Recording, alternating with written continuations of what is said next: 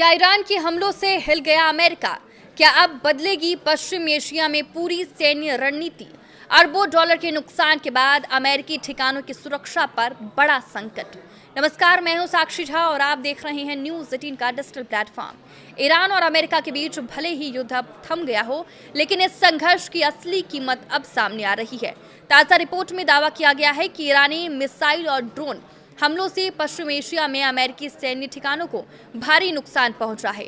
सबसे बड़ा झटका बहरीन में मौजूद अमेरिका के रणनीतिक नौसैनिक अड्डे को लगा है।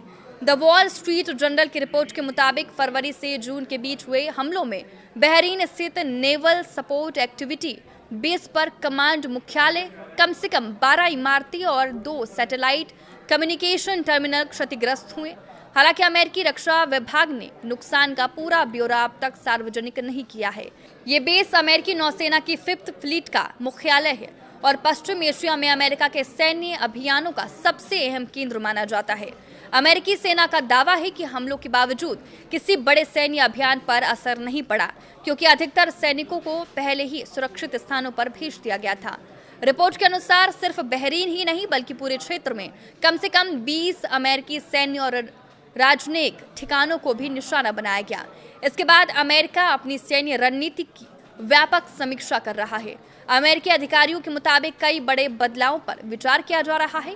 इनमें बहरीन बेस का नया डिजाइन तैयार करना, कुवैत और सऊदी अरब में सैनिकों की संख्या घटाना, कुछ सैन्य गतिविधियों को पश्चिम की ओर स्थानांतरित करना और कमांड सेंटर को भूमिगत बनाना शामिल है।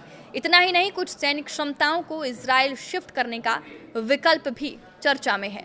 हालांकि इस पर अभी अंतिम फैसला नहीं हुआ है। रिपोर्ट में यह भी दावा किया गया है कि अप्रैल में अमेरिकी सरकार ने क्षतिग्रस्त सैन्य ठिकानों की सैटेलाइट तस्वीरों तक सार्वजनिक पहुंच सीमित कर दी थी। रक्षा मंत्री पीट हेगसेथ ने भी कांग्रेस में नुकसान की वास्तविक लागत बताने से इनकार कर दिया था। शुरुआती अनुमान में युद्ध की लागत करीब 29 अरब डॉलर बताई गई थी, लेकिन इसमें सैन्य ठिकानों को हुए नुकसान को शामिल नहीं किया गया था। अब सवाल यह है कि क्या ईरान के इन हमलों के बाद अमेरिका पश्चिम एशिया में अपनी पूरी सैन्य रणनीति बदल देगा?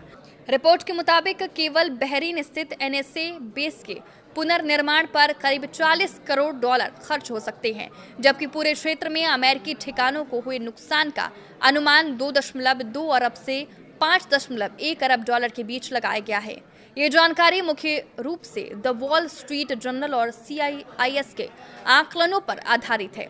अमेरिकी रक्षा विभाग ने इस सभी दावों की स्वतंत्र रूप से पुष्टि नहीं की है। इस पूरे मामले पर आपकी क्या राय है? अपनी प्रतिक्रिया कमेंट बॉक्स में जरूर लिखें। ऐसे ही देश और दुनिया की तमाम बड़ी खबरों के लिए आप देखते रहिए न्यूज़ 18।